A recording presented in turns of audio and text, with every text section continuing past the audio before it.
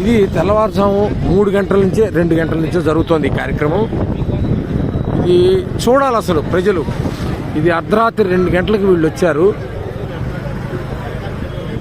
ఇది నిత్యావసర సరుకులు సింగనగర్కి ఏరియాకి వెళ్ళటానికి కొని పర్లేదు, చాలా దూరం ఉంది మనకి. ఇక్కడ ఇదిగో నిత్యావసర సరుకులు ఇలా లారీల్లో వచ్చాయి.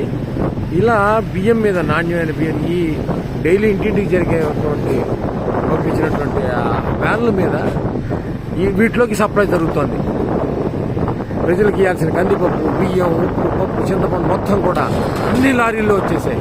అవి మధ్యలో ఉన్నాయి లారీలు, ఆ పెద్ద పెద్ద లారీలన్నీ మధ్యలో ఉన్నాయి. అవి పెద్ద లారీలు.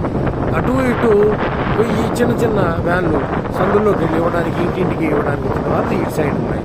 వీళ్ళందరినీ మెయింటైన్ చేయడానికి పోలీసులు. ఇది కనుచూపు మేర ఎంతసేపు పెడితే అంతసేపు ఇలాగా